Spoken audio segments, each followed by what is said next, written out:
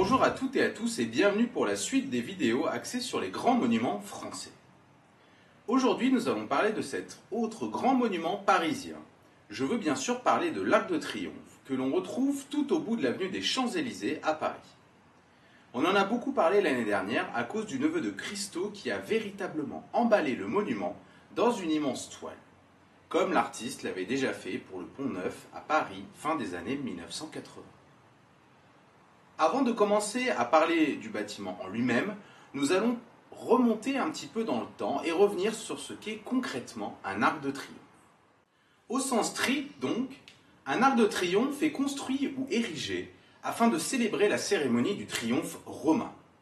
Pour rappel, on appelle la Rome antique la civilisation dite romaine et qui est née, a perduré et s'est agrandie pour finalement s'effondrer sur la période allant de moins 753 avant Jésus-Christ à 476 après Jésus-Christ. Le nom de ce monument vient donc littéralement du triomphe romain, qui était donc un grand défilé qui se déroulait dans la ville de Rome quand les armées romaines revenaient de campagnes militaires.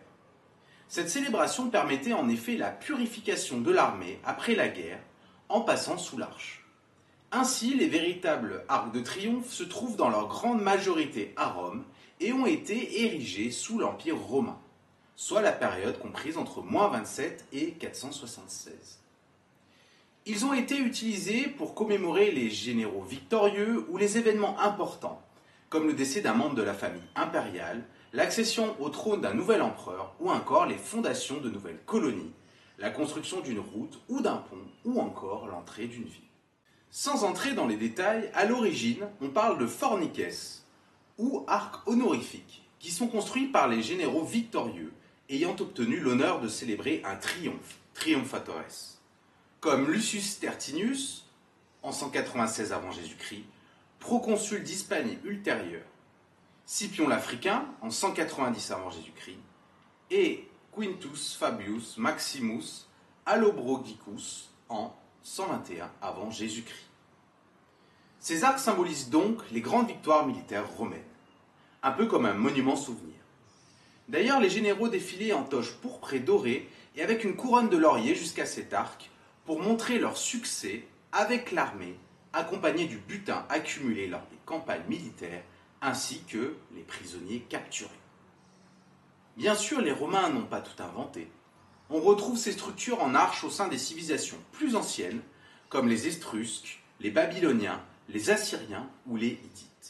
Petit à petit, donc, ces arcs romains vont être renommés en arcs de triomphe, qui, dans le langage courant, sont en fait des arcs monumentaux au caractère commémoratif ou honorifique, puisqu'ils ne servent plus, comme à leur origine, à la cérémonie du triomphe, mais petit à petit, ils vont servir à commémorer un événement ou encore à servir de mémoire en l'honneur d'un personnage.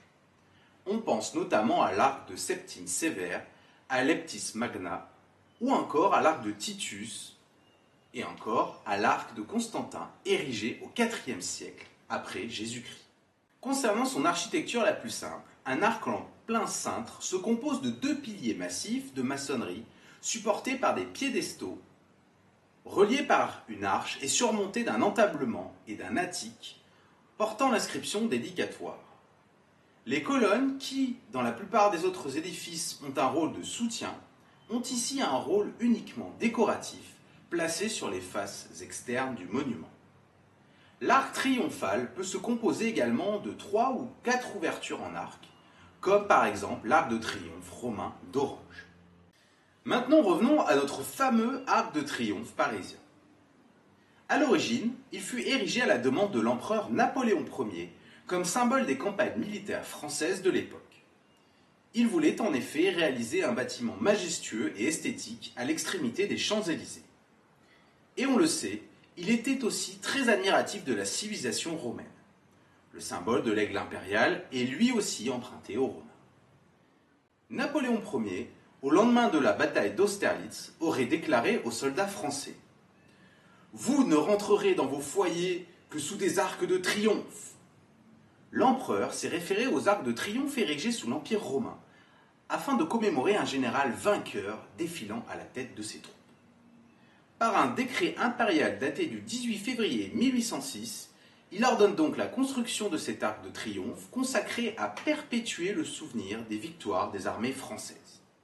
Le comte Jean Béranger, conseiller d'État, se charge du financement comme directeur général de la caisse d'amortissement.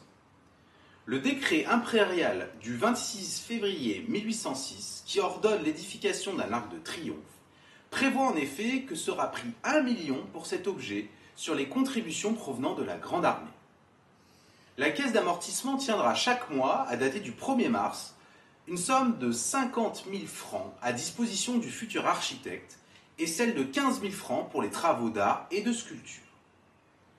La première pierre, en forme de bouclier portant une inscription, est posée le 15 août 1806 pour l'anniversaire de l'empereur, et recouverte d'une plaque en bronze pour la protéger. Les fondations, un massif de 54,56 mètres de longueur sur 27,28 mètres de largeur et 7,55 mètres de profondeur, exigent 2 années de chantier. Lors des premières défaites napoléoniennes, on pense à la campagne de Russie en 1812, et des événements de 1814, l'arc de triomphe est élevé jusqu'au voûte. L'imposte de la grande arcade est posée avec la 45e assise. Mais la construction est interrompue puis abandonnée sous la Restauration. En 1823, Louis XVIII reprend la construction avec les architectes Louis-Robert Gouste, puis Huyot, et sous la direction d'Éricard de Thury. L'arc doit désormais commémorer l'expédition victorieuse d'Espagne. En 1830, Louis-Philippe reprend la pensée initiale de Napoléon, mais dans un esprit de réconciliation, associe les armées qui ont combattu entre 1792 et 1815. C'est Louis-Philippe et Adolphe Thiers qui décident du choix des thèmes et des sculpteurs. Le départ des volontaires, communément appelé la Marseillaise de François Rude, et le triomphe de Napoléon de Jean-Pierre Cortot. Plus spectaculaire est la frise située au sommet de l'arc et qui se divise en 2 parties. Le départ des armées et le retour des armées, avec une longue scène centrale à la gloire de la nation. La construction est menée à bien entre 1832 et 1836 par l'architecte Guillaume Abel Blouet. L'Arc de Triomphe est inauguré le 29 juillet 1836 pour le 6e anniversaire des Trois Glorieuses. Au départ, une grande revue militaire en présence de Louis-Philippe est prévue. Mais alors qu'il vient d'être visé par un nouvel attentat, le 25 juin, le roi décide de s'en abstenir. La revue militaire est décommandée et remplacée par un grand banquet offert par le roi à 300 invités. Parlons maintenant des quelques décorations qui ornent l'Arc de Triomphe. On trouve donc le départ des volontaires de 1792, appelé aussi la Marseillaise, représentant le peuple français dans sa diversité, révolutionnaire, royaliste et bonapartiste, partant ensemble au combat.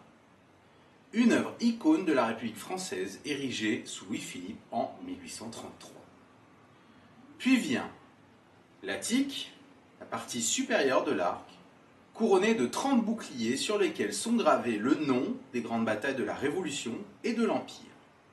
Batailles que vous retrouverez sur les faces intérieures des grandes arcades.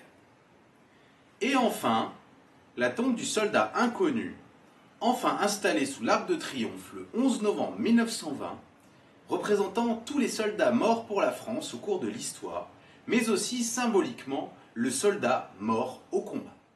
Dans la littérature, en 1842, Honoré de Balzac fait de l'Arc de Triomphe parisien un symbole de la fidélité des soldats à l'empereur. Mais tous les cœurs, même les plus hostiles à l'empereur, adressaient au ciel des vœux ardents pour la gloire de la patrie. Les hommes les plus fatigués de la lutte commencée entre l'Europe et la France avaient tous déposé leur haine en passant sous l'Arc de Triomphe. Dans l'esprit des concepteurs, le sommet de l'arc devait être couronné par un groupe sculpté monumental qui ne sera jamais finalisé. Pour finir, l'Arc de Triomphe, avec ses 50 mètres de haut, est classé au titre des monuments historiques depuis le 6 février 1896. Notons aussi que l'arc a connu bon nombre d'événements qui ont véritablement marqué l'histoire de la France. En décembre 1840, les cendres de Napoléon, avec un impressionnant cortège, passeront en effet sous cet arc. Le 31 mai 1885, la dépouille de Victor Hugo est placée sous l'arc. Le 14 juillet 1919, les troupes de la Victoire défilent sous l'arc. Le 7 août 1919, Charles Godefroy passera même sous l'arc avec un aéroplane. Et enfin, le 11 novembre 1920, on y installe la tombe du soldat inconnu. Tous les présidents de la République jusqu'à aujourd'hui viendront lui rendre hommage. En effet, la dépouille du soldat inconnu, tué lors de la Première Guerre mondiale, y a été inhumée le 28 janvier 1921. 2 ans plus tard, André Maginot, alors ministre de la Guerre, a soutenu le projet d'y installer une flamme du souvenir, qui a été allumée pour la première fois le 11 novembre 1923 par le ministre. Cette flamme éternelle est, avec celle de l'Hôtel de la Patrie à Rome, la première du genre depuis l'extinction de la flamme des Vestales en 391. Elle commémore le souvenir des soldats morts au combat et ne s'éteint jamais. Elle est ravivée chaque soir à 18h30 par des associations d'anciens combattants ou de victimes de guerre. Il y aura encore aussi des grandes manifestations autour de l'arc, comme en février 1934 ou encore en 1956, en mai 1968, mais aussi plus récemment pendant le mouvement des Gilets jaunes. L'Arc de Triomphe est donc devenu au fil des siècles un véritable symbole historique français, mais aussi parisien, et connu et reconnu dans le monde entier. Voilà, cette vidéo est maintenant terminée. N'hésitez pas à liker et à partager si vous avez aimé le contenu. Et je vous dis à bientôt pour une nouvelle vidéo. Ciao!